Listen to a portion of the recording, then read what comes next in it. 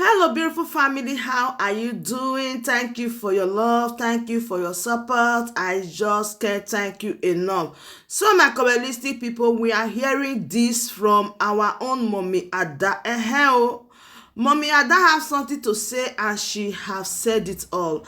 I will leave her handle so that you can follow her and finish the update, because I just brought a little of it here. I didn't complete it, so that you can go and watch it from her. Follow the name I'm going to put right in the stream, and you will watch the full details about this video. So sit back, watch it, and I'll be right back. If no working one, very deadly, very wicked. All one and when and can if you want to become Walago, a man that's in Nana. In a go. If I make a send the lemon that they are about a son nan when a son nan one. A send the lemon to your boom. Imana won't now, only the bat. Happen on ya. Abalanya, none again. Abamia will come back. Mbemana medicine. Abamia will come back. Now, dear gum. I posted because she said they want to give me money. Who is giving me money? Who is giving me money? Ask them, all of them, if they have any evidence against me that I've taken anybody's money, can they please provide it to Biafrans? Please. If you know, you know. Johnny, if you know, so Nagamade, and Kawa body be walkum.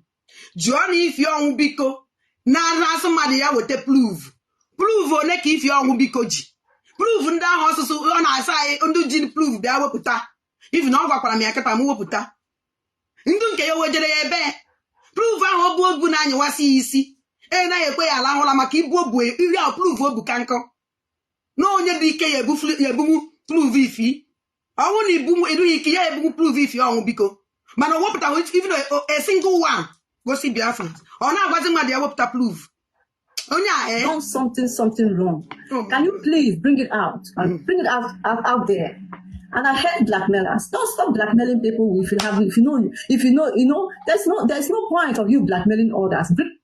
Okay, Fugo. Man, if you like here, man, na blackmail pa Simon. Blackmail ụmụada niile.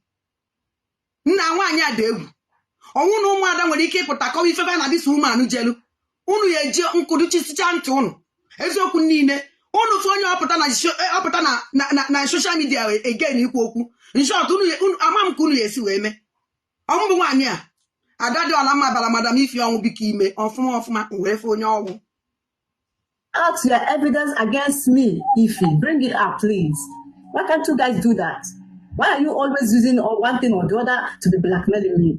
Now, I want to point out to her. She said that there's something that a secret that she's having, that she's me and her, a secret that I told her not to say out. A secret. Now, I would like to play this audio, please, Kelechi, if you don't mind, because I know that. Let me play this audio. I want Biafrans to know I'm not here to tell them rubbish. Our men have been abandoned by Simon and Azuka. They did not provide them any money. They are not providing them feeding money. And the fundraising they are raising, what are they using it for? The fundraising, Azuka and Simon, please, can you tell Biafrans what the fundraising that you are using, what are you using it for? If you cannot provide them, if you cannot provide the people that you call their ESN money for feeding, money for other things, necessary things, important things they need at this time, if you cannot provide it for them, why are you using the ESN name for fundraising? Why are you doing so? I am asking you this question. Simon, if you know you cannot provide anything for ESN, why are you using their name for fundraising? Can't you? Echini na patabago iwe epu kita. Echini na patabago kotu iwe. Even when these people na hana more upgrade. Kwambo se opatako ofi iwe. I knock it up when you take kwani yango bele. May go do upgrade. Ne me on other standard small. Every day, man, no, Bekulo for Beja Nana. But if you will become a Pastor Livingstone, now you're 10 or a criminal. Like from our did a mazin and the cano, Bulo Yoshi. In Cabo Kitapola, I did a mazin and the cano criminal, Yoshi. I did a mazin and the cano weapon on social media. Civil go on a pass and the cano Yoshi, Nan the cano Yoshi, who could even Nan the cano's rope move. Or quite the same people. O chaka tagida wadida tagide tachicha tatunya. Or in the same people turn para na itoka Simon. What a mess. None agent. Ono na afo. Ego. You know, you say you have a Biafra ego. Even so money. Ego. God.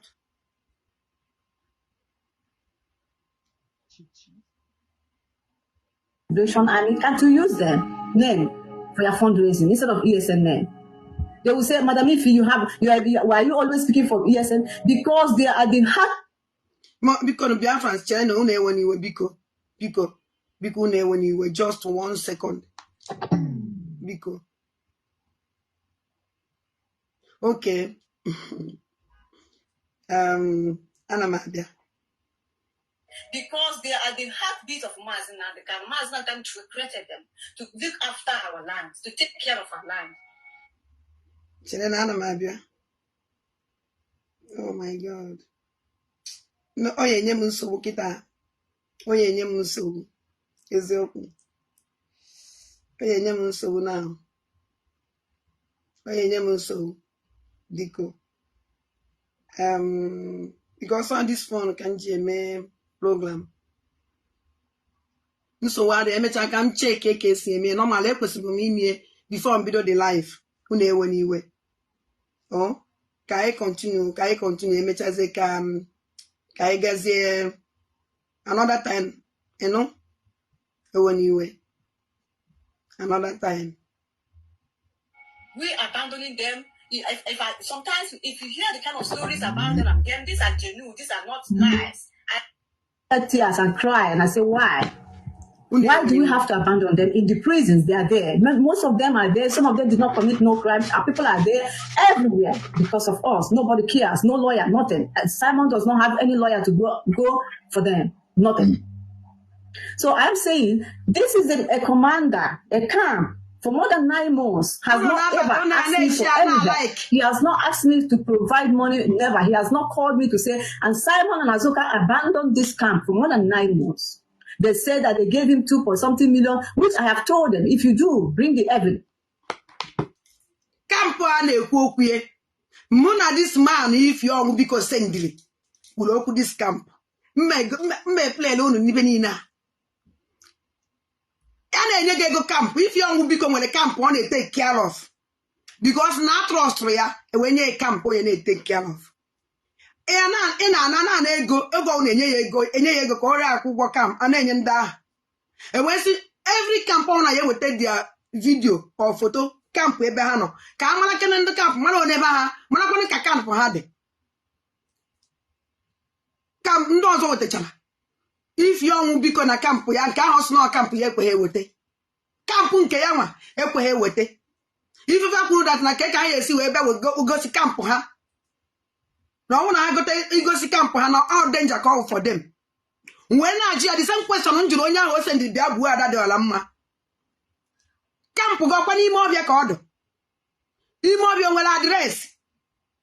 Oh, name not it an Imovia say photo. On one your movie on a photo. On one man on camp on an black card. On one man a camp on the Nemo state. On one Imovia. You look which ye who cover on one of ma.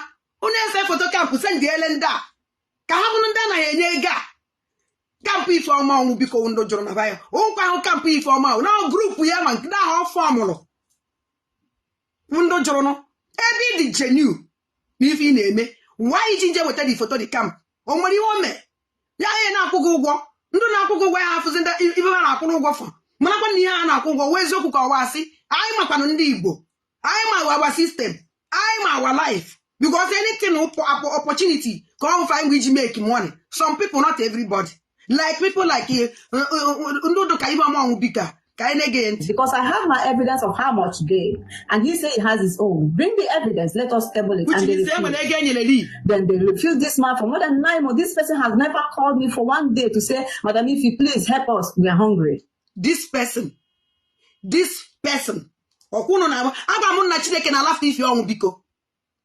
All these people know this person. When I don't know Meloche, because more of these people na pota, more need disgrace on her. More inform one will be gonna one Biafra to where's your Oji. That prove Oji. Young one call the West alone if I now.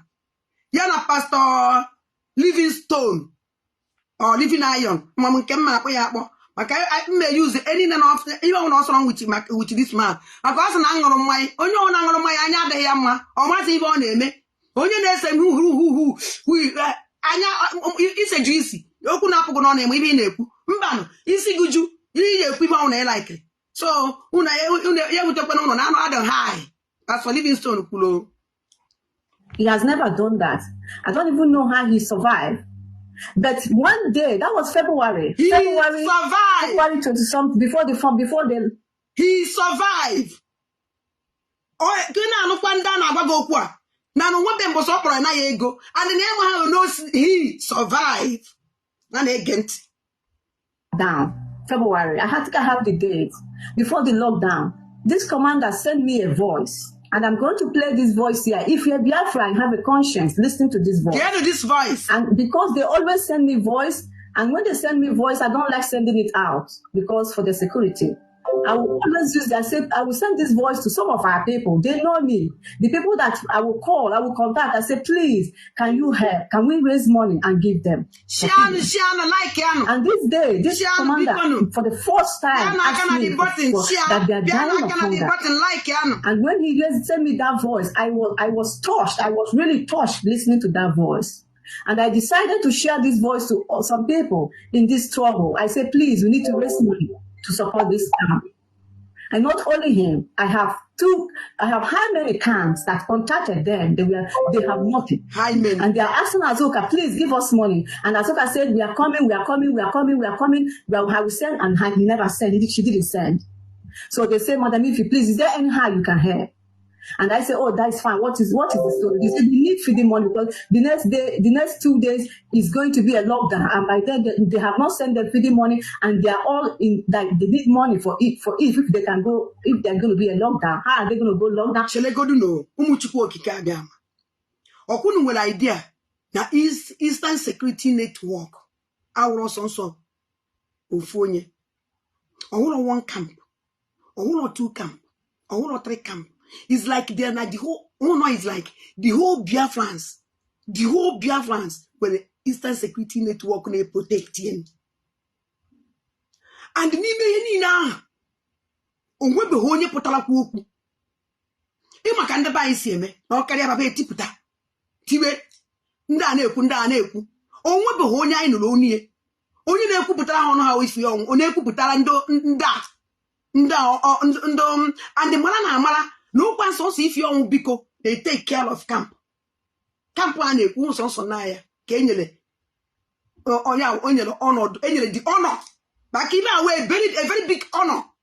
This woman kwesịrị ịlụ ọrụ a with obi niile many of them they proud mgbe ibe anọkọtanye a group of ndị na-echekwa obodo biko na-ezitere m ndị anya hey Chineke nna ndị be anyị sị n'ụkwa na-adala onye amaghị eri anyụ ọ dala nwaanyị a ọ maghị ihe onye ka ọ na-agbara nnekọnne o jiri aka ele ọnọ Biafra nyelie o yere ntụ ugo nyụrụcha ya ọrụ tụ ugo natara gosi yes na ya dị capable eme ife o je disgrace onwe ya lee onwe ya ịtọkọbọ nya onwe pati n'iru pụtacha onye ọ na-ebrem ka anyị na-ege ntị akụkọ this woman ka Simon kpọrọ nke mbụ nke ịbụọ nke ịtọ nke ịnọ ebe problem m na esi wee bido wee si ya iso na aka gị dị ọcha na Simon na-agwaghị ike ịkpọgụ na nkịtị. That man is a lawyer ma ọ ma ihe o mean na ịpụta akpọ mmadụ na like that all my implications ị nweghị ike ịpụta akpọ mmadụ na ihe defamation of character mana o mere before o mee ya o ji prove Simon wụ somebody na-eme ihe without proof mkpọ ife ọnwụ because you come and defend yourself.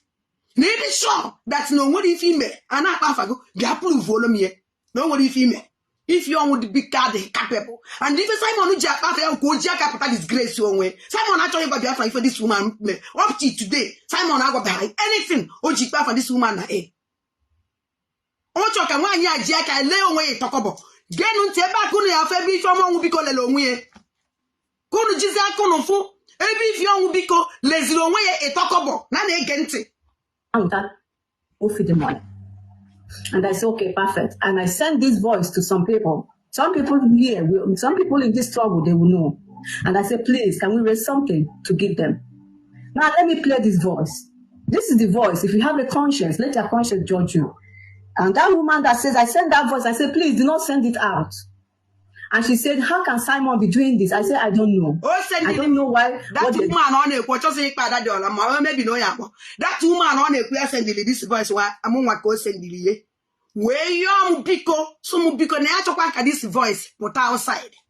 Umuchineka na ma akwụkwọ ebe unu na-eshi achọ m ị na-ahụ love na na-ese ndị love na love ụnụ na na-ese ndị love na na-eshi a na na-apịa aka ka love na-agbanyite ọ na-enye m joy na na-ege ntị wee kwenye nkwa si ya biko na mụ nwa ehe agwa ya anybody na ogwo onye ya anụ ya nụ ọpọ n'ife niile hụ na-abịa na na-agwụ m love na ahụ ibe nchọ na ezigbo ada na-adị na anata love ụmụnne wee si ya na I promise you na o nwere onye mma agwụ ya ọpọ n'ife niile m na ifi ọnwụ biko na-eje ewepụta m ya ihe biko ọsọ nkwa nkwere ihe n'ezie anya ka o jizi aka elezi onwe ya tọkọbọ God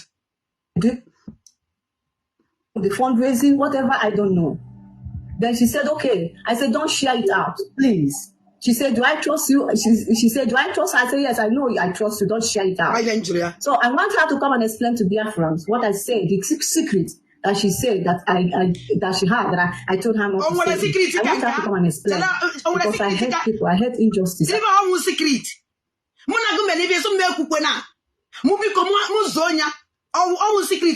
Biafra. Nsugu nsogbu ada na trust mo isi na trust mo nsugu hes na trust na ma ewepụtia and na ma ya ekwupụtia onwere si ọnwụ secret ka onwere ndị mma na mara emere ibe a onwere onye ma mgbe m na ya kpara dat onwere onye ma na m na ya na-agbakpara ya ọpọrọ ihe niile amụ na ya na-abọ na-eje ha na-ege ntị. When people lie, I hate people when people are not straightforward people. I hate it. Now I play this voice. This is the voice. No. I love Suru for you, but it's well. It's well. I thought I didn't put up on our yes. Onya, if you're Biko, what put our voice here? Would the same person who send the Kobu that your Laman Bakabai? Onya, if you're Biko send the voice here, would the same person if you're Biko send the Limua? No one am just social media again. Na nata na ya egum. Send the elemozu ndị ya gbuolo ne. Mbe send me tinye ni na asin that na ma ya ekwu okwu. Asin ndị mbụ na ndị egede biko gbaara nụ. Na ekwere m nkwa na ma ya ewepụtia. Mana ndị ba na ndị akpara m nkata wuti ndị mmadụ sị na ife awụ ọkụ obere ihe ka ọnwụ. That na mejikwana ife a sị na ife na nkata na mmadụ sị gị na ya egbugu. Do very careful. Ikwesịrị iwepụta ihe niile gị na onye ahụ mere na ọyọkwa ọwọkwa secret na ụkwa ihe niile ka eji egwu ọnya ka nji chọzi ikwu epụta kwubi ọsọ ka mgbe mmadụ sị gị na ya egbugu enwere ike gị na ya na-aba ekwuo spirit m ebitu onye mana ọ ka o were deceive m mana onye edemon wee demon a na-ege ntị. I'm not sure I pull my going to loss. I think the problem I want to put on now winning. Tomorrow I'm going to black. I'm on my project. I want them over. I'm out with 500 followers. A basic Havano. A basic 500 followers. I'm on ask one Makego Kanji. Hey, Edge Makego Star. Biano. Kamala Namoye Abogalana. It is the Osima. Say hi to Chupo Gabia Mayo. Or when I get you for private guy, no man. Well, as your because tomorrow and next is sit at home. Oh, no, I may understand. I wonder how to handle. Only an voice that is secret voice. I was sending him. Also, make when I can them madam. And the conversation money anabo. Also, the action can them madam. Money for money apala. None agent. Work and whatever effort. Ijime Gurugari. If not, we are no more. Even say, I am a guy to an camp. Because I yoke I know. A guy draws it. What is the guy? Because he ain't not now. Even under the help, I did very broke. Family member needed it very broke because now get a family member. They are no money. When you for how for not to bomb it more in London. Or you maybe I'm no, but they is it. Okay. Some of this in that because some of these people do they help our family members they help we. When I don't tell you meloche. Ndị na-help ndị ahụ family members o jiri ọnụ ya kwụ ya ọwọ ọkwa mukwu nyanwa ọsụkwa na because mmeji ọnụ m na-akpa ndị a maka nji ọnụ m na-akpa ndị a ọmarịcha afa Chineke awadidabala ndị na-echekwa obodo ịmadat na nna akparị these people ịma na m enwere ọnụ ebe fa nọ because na ndị a amara m ife mma akpọfa n'ọnwụ m dori ka mma akpọfa ife ahụ ma onye otu ifi ọnwụ biko all of them would the same people ka ha ncha niile na family na-ehepụ ha nwaanyị nke jizi ego na-ege ntị n'ọndụ family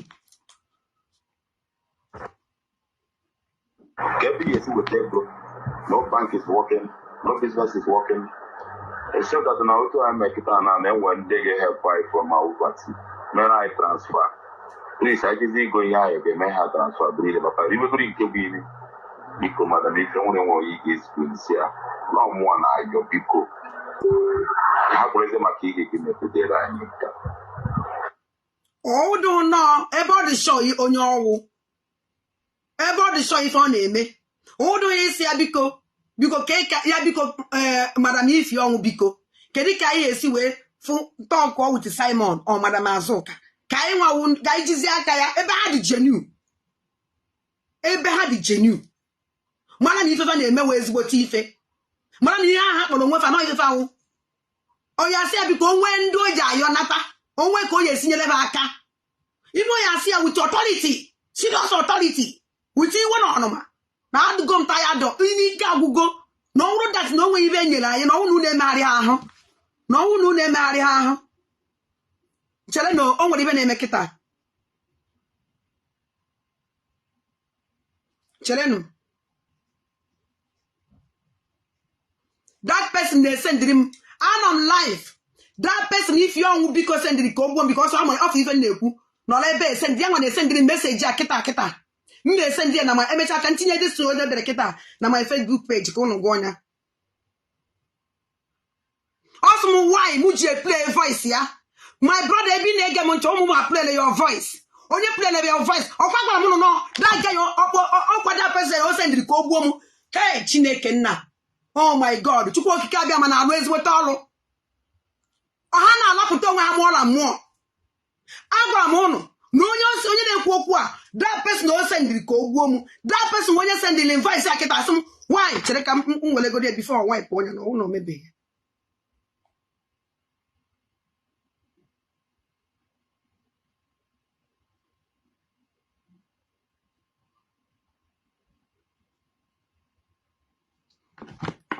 that person onye send the nke m no no kita ka send why mu je play voice ya Madam, if you want to play yesterday, or join your why you play my voice. Madam, I didn't play your voice. Program, madam, if you want to can they play. And that tries when he send them something again, I don't tired of you people. I'm going to go second each other, so where draw. I'm afraid of you, and I can never be afraid of you. Never in my life. It is too small. And that don't happen in my program. Because you were a plus for me. Why would you play? Make I can't and I am going to jack on of you send the link kita. So, ke unu fu agwa m unu na Chineke ya eji aka ya gozie ndị o kwesịrị igozi. Ya the other thing gozie ahụ ka Chineke that justice ya if you onwu biko na achọ n'aka Chineke ka Chineke na judge now. That justice ahụ ọ chọrọ ka Chineke na-enye eketa. Mụ nwa gwara unu sị amadụ m not this person o. I just nkwu okwu a. And that person will prove volume na ya. By ijum why mu je play voice ya. Man, if you want to play yesterday, or free if you want to play, or if you go evil people. Okay, now. So a person will continue to work. I got my go none they sure. Not that person sending a message.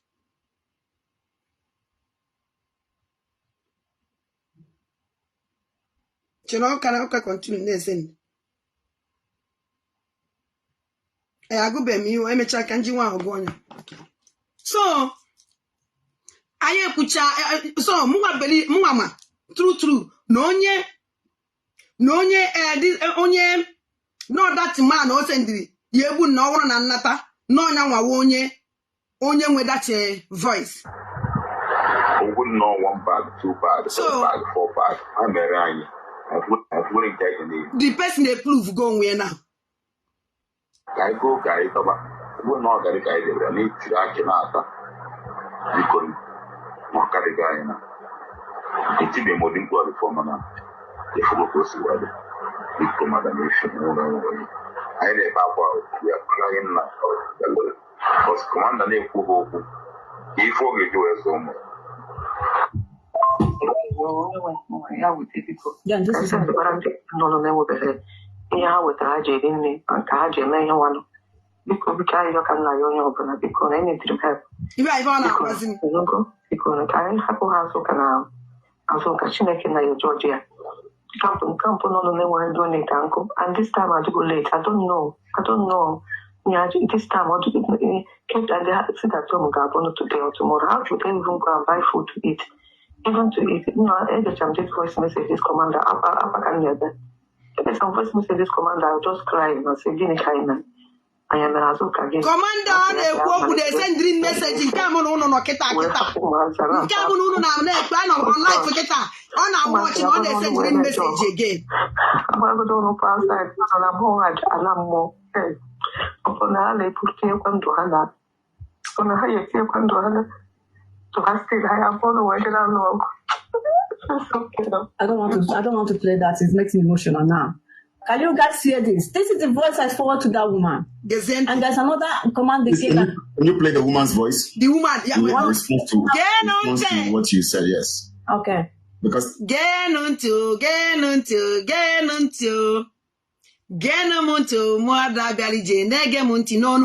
my voice. This woman evil. She came out to indict you, and then she also said, "Oh, this man, my even kulu. My my own voice. Oh, this man, my even kulu. Play because if you will be catch on his play, your play channel. No, this only use platform. Yes, yeah, plays my own. Waiting is there. This thing, my distance. Gonna watch body movement TV. Where that man say play that woman voice also. Mwe voice and they play. Watch on body movement if you want biko. So people can know what she said then and what she's saying now, the difference. Yeah, that's her voice. So I don't want to if I know if you I promise. I want to I'm meeting me and you. Now, I'm meeting him. Because he made my voice like this. And I'm a liane unabari. And I'm a la hola. Now, no tutu.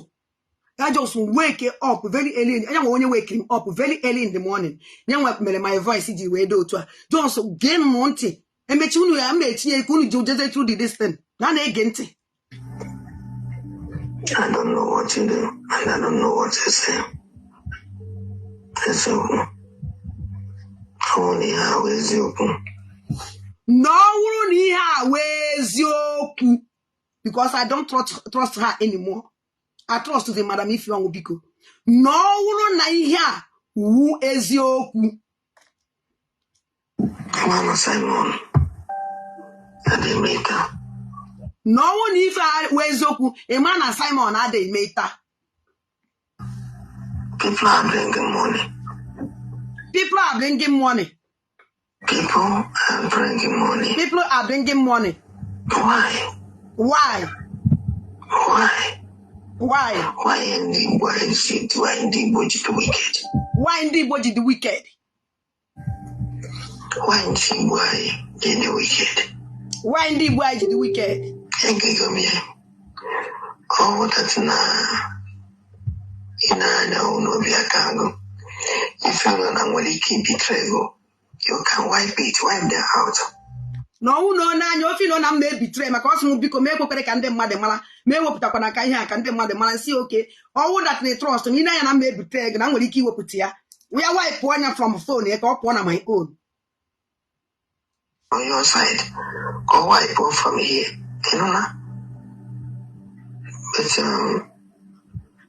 know, I'm going to say, it's fun to go by my number. Nobody will hear it. Nobody. No one answered yes. Now, yes. I sing him back. Number one back. No one on yano. We hear it. I promise. Thank you. I may reach back to you. It's today. Tata. in the evening. Okay.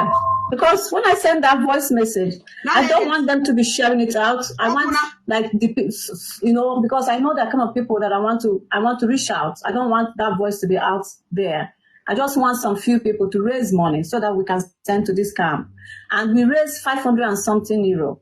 And also Caterpillar, we kind of raised like 100. And I sent this money to them. And Caterpillar, for the person who sent the Koguomo.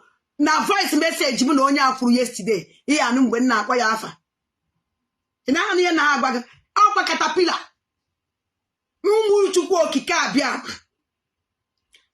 us no a member of ndu na-echekwa obodo anyị Chineke goziri ndu chukwu tere mmanụ nsọ ndu jiri ndụ ha ndu wele ndụ ha tinye wee sị ka ha save ụmụnne fa a na-ese ndị guzigugu ji egbuo mmadụ aka na mbịara mee program na social media wale nunti unu meleoche kuno mano nyewe ifi onwu biko wale nunti unu meleoche kuno mano ifonya na ku ifi onwu biko onwa kwa muku all the camps they appreciate it. They were so happy. And she did not even contribute. She didn't send money, but others sent. How can I send the money? Can one ma come nyendu na egwu mmadu ego mwa chukwuchi mwa wa dadi ola mma katala e wona nya ifi onwu biko o wona je ku ugwe ji wuru ye ndị mmadu o iri be awu nwere ego mu nta mba no ko ofufu wele kpata e wona nya ifi onwu biko o wona je ndị ye wuru ye mmadu o ego ji wuru ye ndị mmadu na agbazi ya ụgwọ why me jide the money ebe money be na ekwu wasi why me jide the money ebe ma trust ifi onwu biko Kuno fulizin Simon ji we chupu this woman. Una fugo the prove if you want biko jejale. Simon ji we chonya because when Simon chopota. Now this woman jeje form one fake camp. When na nasisi ego na nasisi madam azuka ego. Mgbe ha chopota ife na emenu. Ha we jura ba ye we test the money. We gbazi if you want biko ya gba that camp ha send their video and the pictures. I don't know how you send. When that chopota even this the game. This woman nande kabali anazo. How we send back. All questions if you want biko. Nando also is because of ndu stupid. Ndo ya. Agwa hibo wanya na-eme or maybe na ha nwere idea. Mgbe ha chopota that na this woman jeje form another group. Na sisi Simon na madam azuka ego we na these people. How we do na ba ye wete ego. Unu watch am busy madam azuka madam ifi putalo. If on ekwu that na if madam ifi na-ekwu if madam ifi na-ekwu account super account aso. Obi aka na account. O were aka bi na account. Okwu account of na Biafra sa de he ya onu. Na Biafra sa de atopro ya onu. Imu ife ozo melu. O ti aka ti na orezi aka ti na chozi amara ti no ya wokuo bindu Biafra say na ị na-ewepụta ego ka eweta ke care of nda ewele ego na-eri anaghị take care of ndị wewe asụsụ ewetara ego ka eweta ke care of na ha ya emezi fundraising ihe ochitachi ka efinishe fundraising kedu why if you onwu biko ji eme fundraising outside fundraising onwe ene mgbe this woman na ifo from one stupid group. Ima na ya mana onwe eche na mwe onye na-eso mmadụ. Ya oche na ndị na-eso mmadụ. Ndị na-eso mmadụ eso onye dai n'ọnụ onye a na-adai n'ọnụ eso onye dai n'ọnụ. Awụrụ m ụdị mmadụ ha. Ndị eso gọvanọ na onye na-eso ahụ ya ka nne. Ndị eso were eji m ofu anya eso mmadụ. Nwere ofu anya eso gete nọkete meghe m anya na-abụ. Ma na ọ dị sentị ka nna afụ. Mgbe m meghere anya na-abụ fụ na ọ dị sentị ka nna afụ withdraw myself. O nwere mgbe madam ifi ọnwụ biko jeje form one group. Eje tinyekwe na that group again. Anọ na be m na-ezukwa ike ọnụ nsiri bata phone ma ring ya ọ wụrụ na ha nọ meeting gịnị ka akpọrọ if you onwu biko wee sa anyị that na anyị ri nne nọ anyị je ezukwa about 15 na that group ahụ ọsụna woman gịnị worldwide ka ọ kpọdoro that nke Biafra woman in the diaspora ka so the amani bo ko iri ọ kpọrọ that group ọdụ nka group ọka na na phone myself emecha ka nne ndị ọkọ ma ọdụ ka m off go na the group wipe out from my phone na-egekwe ntị abịa meeting madam if you ebidokwa before send even meeting a emene before madam if send ele m nke o send ile m kịta ya meeting a ya wee o mechakwana send ele m account number o send after ka m na-emecha ibe ọ nsị a na-emecha na mma akpọghachi azụ ka ife ha dị woman si dị iberibe o chezi nka mkpọ ya o send ele m account number ahụ aka nji elu ota o send ele m account number ebe nji akwụ ụgwọ sa nwaanyị oche na nwa onye iberibe ọ bụkwa maka na ọ na-anọ na m eje school ya nwa feel na m adịghị intelligent